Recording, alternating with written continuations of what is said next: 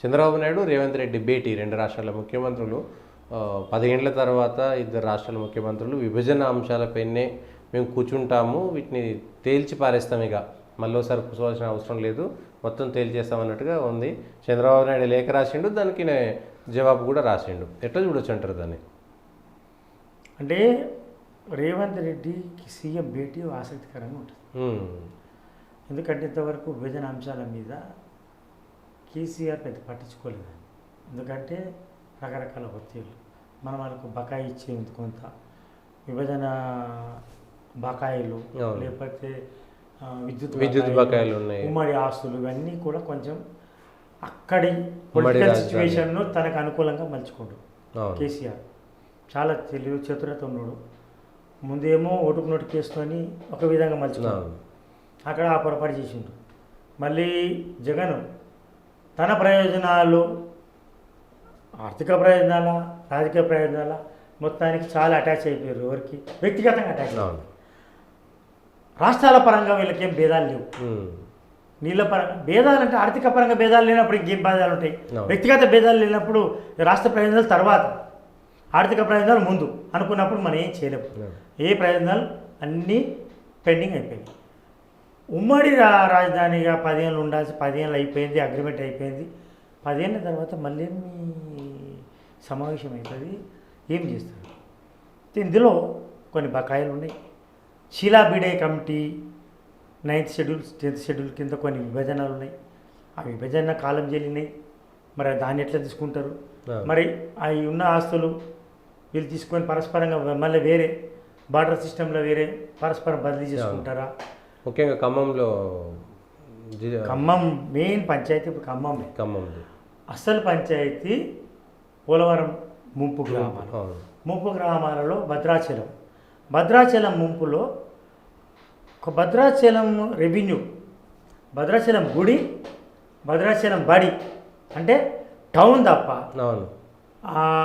భూములు, భద్రాచలం భూములన్నీ ఎక్కడికి బదలాయిపోయినాయి? పర్ణశాల కూడా మనం ఆంధ్రప్రదేశ్ దాటుకొని పోవాలి. అందులో కూడా సగం బార్డర్ ఇది కలిసింది. శాస్త్రీయంగా విభజన జరగలేదు. శాస్త్రీయంగా విభజన జరిగినప్పుడు ఈ 7 మండలాలు ఉన్నాయి. ఆ 7 మండలాలు కోనవరం కావచ్చు, సీలేరు ప్రాజెక్ట్ కూడా అక్కడ వెళ్ళిపోయింది. అది దాన్ని పెద్ద డిస్ప్యూట్ ఉంటుంది. ఇప్పుడు 7 మండలాల మీద డిస్ప్యూట్ ఉంటుంది. 7 మండలాల పరిధిలో ఎడమూరు మండలమా ఏమో అక్కడ చూస్తే వాజేడు 5 గ్రామాలు, 5 గ్రామాలు ఇక్కడ కలపాల్సి ఉంటుంది. ఎందుకంటే అప్పుడు భద్రాచలం గుడి, పురుషోత్తం నగర్ అండ్ కూనవరం రకరకాలు ఉన్నాయి. అవి చెప్పాలి. ఇప్పుడు నేను కొంత చూసుకుని అనుకుంటా. నేను ఏమంటానంటే ఇప్పుడు మనకు మెయిన్లీ పురుషోత్తం, తర్వాత గుండాల ఇక్కడ మొత్తం భూములన్నీ భద్రాచలం భూములన్నీ అక్కడ ఉన్నాయి. ఆ భూములన్నీ ఇక్కడ బదలాయింపు కావాలంటే భద్రాచలం మనది, భద్రాచలం వదిలేసినాం, మరి భూములు అక్కడ పోయినాయి.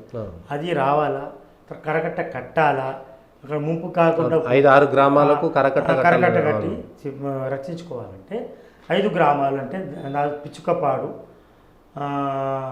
కన్నయ్యగూడెం, పురుషోత్తంపట్నం అండ్ దమ్మాయిగూడెం, గుండాల, ఇటువంటి గ్రామాలు ఉన్నాయి. ఆ గ్రామాలు ఇక్కడ రావాలి. ఇది ఒక్కటే పంచాయతీ. నాకు తెలిసి ఈ 7 మండలాలు ఏం ప్రస్తావన రాదు. ఈ 5 గ్రామాలు ఇవ్వాలి. 5 గ్రామాల్లో టౌన్లో ఉన్న టౌన్స్ కూడా ఉన్నాయి.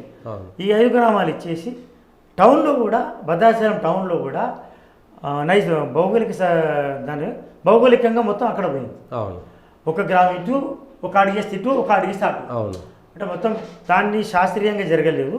5 గ్రామాలను సపరేట్ చేయడం వల్ల భద్రాచలం గుడి భూములు, భద్రాచలం భద్రతతో పాటు, భద్రాచలం గుడికి భూములు బదలాయింపుతో పాటు కరకట్ట కట్టుకోవడం వల్ల ముంపుకు గ్రామాలను కాపాడుకోవడం, ఇవన్నీ మాకు వస్తున్నాయని ఆ 5 గ్రామాలు నువ్వు ఒప్పించి ఇద్దరు కూడా ఈ ఒక రాజుకి వచ్చే పంచాయతీ కూడా రాజుకి వచ్చే అవకాశం ఉంది.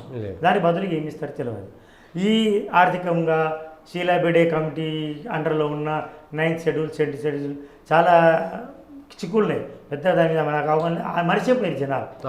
మర్చిపోయింది. అదేంట్లో అయిపోయిన తర్వాత అంతా మాదే అనుకుంటారు తప్ప ఇంత డెప్త్ ఉమ్మడి ఆస్తులు అవన్నీ ఎట్లా అనేది ఒక హైదరాబాద్ ఉమ్మడి రాజధాని విద్యుత్ బకాయిలు 5,000 కోట్లు అది ఇవ్వాలి. మరి ఇవ్వాలంటే ఉద్యోగులు కూడా కొంతమంది అక్కడెక్కడ ఉన్నారు, ఉద్యోగులు బదిలీ కొంచెం జరిగింది, పరస్పర బదిలీలు జరిగినాయి. ఇంకా కొంచెం ఉంటే అండర్స్టాండింగ్ ఉంటుంది. కానీ బకాయిలకి ఈయన ఒప్పుకున్నా అనుకో, ఈయన మీద ఇప్పుడు ఒత్తిడి. ఇప్పుడు ఈ జరుగుతుంది ఉమ్మడి సమాజం జరుగుతుంది అన్నప్పుడే కొన్ని డౌట్స్. ఒకటి 7 మండలాలను మళ్ళీ తిరిగి ఇచ్చేయమని అంటాడు ఎవరు, హరీష్ రావు. మరి అప్పుడు ఏం చేసినావు? 7 మండలాలు కలిపినప్పుడు ఏం చేసినావు? ఓకే, నువ్వు ఈమను ఒత్తిడి తెమ్మనంటే నువ్వు చెప్తావు, బాగానే ఉంది. ఇచ్చినాక ఇంకేముంటుంది? 5 గ్రామాల పంచాయతీ, 5 గ్రామాలను సాధిస్తాడా లేదా చూడాలి. ఇప్పుడు హరీష్ రావు పోతే పోనీ అన్నాడు. అప్పుడు తెలంగాణ వచ్చింది, పోతే పోయినా ఉంటే ఉండని అన్నాడు. ఓకే, ఇప్పుడు 5 గ్రామాల గురించి రావాలి. ఇప్పుడు డిమాండ్ ఏంది? వీళ్ళు ఏమంటున్నారు? రాజకీయ ప్రాధాన్యత ఉంటుందా? ఈయనకు లొంగిపోతాడా, ఆయనకు లొంగిపోతాడా? ఇద్దరు గురు శిష్యులు మేజర్గా అదే వస్తుంది అక్కడ. తర్వాత దీని మీద రకరకాల అవగాహనలు. వీళ్ళు పెద్ద పంచాయతీ లేదు, రాజకీయాల మీదే మాట్లాడుకోవచ్చు ఇంటర్నల్గా, ఇది ఒక అవకాశంగా తీసుకోవచ్చు. రేవంత్ రెడ్డి ఇండైరెక్ట్గా టీడీపీని రావద్దని అంటాడు. టీడీపీ మళ్ళీ తెలంగాణలో వస్తే మళ్ళీ టీఆర్ఎస్ కూర్చుంటుంది, సెంటిమెంట్ కోసం కాచుకొని కూర్చుంది. కాబట్టి మీరు రావద్దని బతిమలాడతాడను, లోకల్ బాడీ ఎలక్షన్లో పోటీ చేయొద్దని చెప్తాడు. ఈ అండర్స్టాండ్ ఇంతకుముందు జగన్కి ఎట్లా అండర్స్టాండింగ్ ఉంది? జగన్ ఏం నాకు అవసరమే లేదు అన్నాడు. ఎన్నికల ముందు కూడా అన్నాడు, ఎన్నికల తర్వాత అసలు అవసరమే లేదు. కేసీఆర్ నా గురువు, నా మిత్రుడు, లేకపోతే నాకు తండ్రి లాంటి వాడు, మొత్తం సాగిలపడ్డాడు. ఎక్కడ ఎలాంటి ఘర్షణకు పోలేదు. ఇప్పుడు కూడా ఘర్షణ ఉండకపోవచ్చు. ఈ పంచాయతీలు 5 పంచాయతీలు ఇస్తే ఎటువంటి ఘర్షణ రాకపోవచ్చు. ఈ బకాయిల కోసం పెద్దగా చర్చ జరుగుతుంది. కానీ బకాయిలు ఇచ్చే పరిస్థితులు ఎక్కడ ఉన్నారు? లేదు కదా. ఇప్పుడు అన్ని అప్పులు అక్కడ ఏదో ఒక దాని మీద, ఒక అంశం మీద, పంచాయతీల మీద ఒక రాజుకి వచ్చి తర్వాత రాజకీయంగా ఇది మాట్లాడుకోవాలంటే ఇదే వేదికనా కాదు, కానీ ఒక ఇతర ప్రతిపక్షాలు ఎదురు చూస్తుంది. రాజకీయ అంశం ఉంటుందా ఇందులో? ఇద్దరి మధ్యలో ఏం రాజీ ఉంటుంది? దాన్ని బట్టి మేము ముందుకు పోవచ్చు. సెంటిమెంట్ కోసం కాచుకొని కూర్చుంది, సెంటిమెంట్ మీద బతుకుతున్న పార్టీ టీఆర్ఎస్. అటువంటి అవకాశం మేము ఇవ్వం కూడా అన్నట్టు రేవంత్ రెడ్డి ప్రయత్నం ఆఫ్ ది రికార్డులో చెప్తున్నాడు.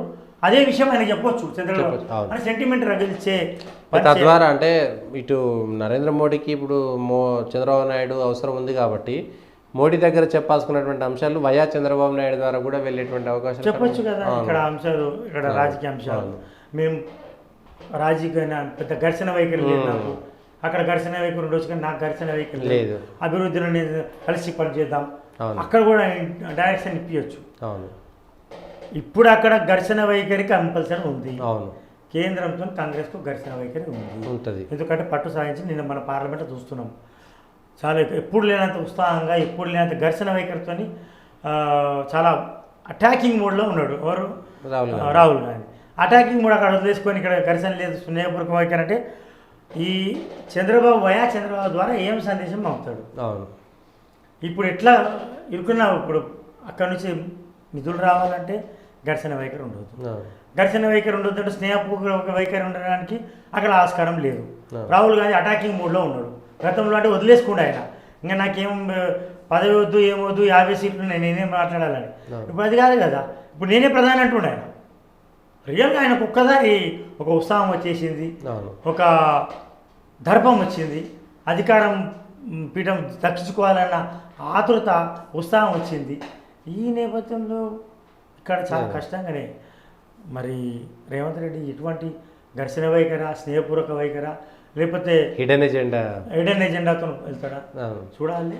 అది వీళ్ళ రాజకీయ అంశమే, రాజకీయ ప్రధాన అంశంగా మారిపోయింది. కానీ 5 పంచాయతీలు మాత్రం కంపల్సరీ ఇచ్చే అవకాశం ఇవ్వాలి కూడా. ఇవ్వకపోతే, సాధించకపోతే ఇక్కడ రేవంత్కు మీటింగ్ వాల్యూ ఉండదు. అక్కడ వాళ్ళకి ఇస్తే కూడా నష్టం ఏం లేదు. సో ఈ 2 అంశాలు ఈ శ్రీరామ్ బిడే కమిటీ మీద పెండింగ్ ఉన్న విషయాలను ఏం చేస్తారో చూడాలి. పెద్దగా ఆ అంశాలు ప్రభావం ప్రాధాన్యత ఉండదు. రాజకీయ ప్రాధాన్యత ఒకటి, గ్రామాల పంచాయతీ అదే ఉంది.